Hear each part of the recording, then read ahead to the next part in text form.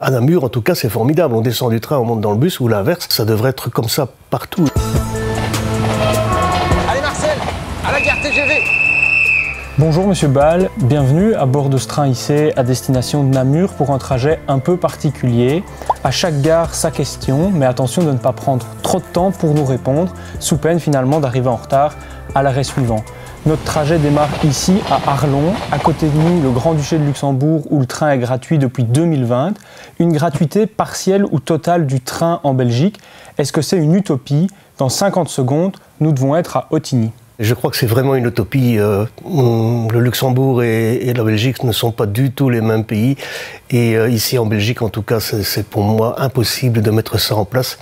Et je pense que tout le monde pense à la même chose, que ce soit aussi bien le ministre que la SNCB.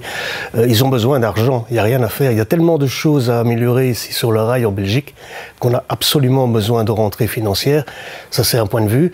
Il y a autre chose aussi, c'est que finalement, n'importe qui pourra emprunter les trains si c'est gratuit. Donc on va retrouver tout le monde. Je n'ai rien contre les SDF, mais on risque de les retrouver par exemple. Ce n'est qu'une possibilité. Autant aller prendre un train qui est chauffé plutôt que de rester à la rue. Voilà, c'est un exemple. Ici à Ottignies, les travaux du RER sont toujours en cours. En 50 secondes et de manière générale, comment est-ce qu'on peut planifier les travaux pour impacter au minimum les voyageurs? 3 mois, mais 3 mois avec combien de temps de retard? Planifier, il y a plusieurs possibilités, évidemment. Il y a le travail de nuit, il y a le travail le week-end. L'idéal, c'est quand même, sur certains tronçons, j'ai vu ça dans mon coin, où on bloquait la circulation parfois pendant 1 mois ou 2, et bon évidemment avec des bus de remplacement, ça embête le monde, mais après 2 mois, tout le monde est tranquille. Si maintenant on fait ça sur 1 an ou 2, en mettant une ligne à disposition et l'autre qui est fermée par exemple, ça pose des problèmes quotidiennement à tout le monde.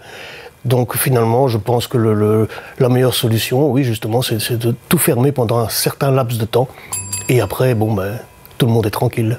Poursuivons notre trajet vers la gare de Sclessin qui, comme 21 autres, est menacée de fermeture. Fermer des points d'arrêt quand on veut promouvoir le train, est-ce que c'est bien normal? Dans 1 minute, nous serons en gare de Quievrin. C'est tout à fait un rejet de notre part. On s'est d'ailleurs battu pour qu'on préserve ces points d'arrêt non gardés. Je crois qu'il n'y a pas si longtemps que ça, il y avait 23 points qui étaient en suspens. On s'est battu. Ce sont souvent des points d'arrêt qui sont en zone rurale, où les gens n'ont pas d'autre possibilité que de prendre le train. Des bus, même parfois, il n'y en a pas. Et qu'est-ce que les gens doivent faire à ce moment-là? C'est se rabattre sur leur voiture. Ce qui est c'est vraiment une ineptie, parce que finalement, on pousse à la mobilité douce, et si on retire des points d'arrêt, c'est vraiment aller à l'envers du bon sens. Tout comme rendre les parkings payants, par exemple, c'est aller aussi à l'envers du bon sens. Pour attirer les gens à prendre le train, c'est idiot. Nous arrivons en gare de Quievrin. Dans cette gare, seulement 68% des trains sont à l'heure, et c'est sans compter les trains qui sont supprimés. Comment est-ce que très concrètement, en 50 secondes, on peut résoudre ce problème? J'ai raté mon train, je ne l'avais pas vu. Ces 2 lignes-là, donc la 96 qui part de Kévy et la 97 qui part de Quievrin, sont vraiment 2 lignes actuellement en perdition. Donc on a posé les questions, et maintenant on a une nouvelle réunion le 2 décembre où on attend des réponses de la SNCB, d'Infrabel et du cabinet Gilles Quinet. Parce qu'actuellement, en tout cas, c'est intenable. Des trains supprimés à répétition matin et soir, les autres en retard, les correspondances qui sont ratées à Mons, par exemple. Donc évidemment, c'est un cercle vicieux et il n'y a absolument plus rien qui va là, dans ces 2 gares. Nous sommes en gare de Namur, gare terminus de notre trajet et gare toute fraîchement rénovée. En 30 secondes, la transformation de cette gare de Namur est-elle une totale réussite? À mes yeux, oui. Franchement, je trouve que c'est quand même un beau travail qui a été accompli avec les bus à l'étage. J'estime que c'est quand même un chouette travail qui a été fait.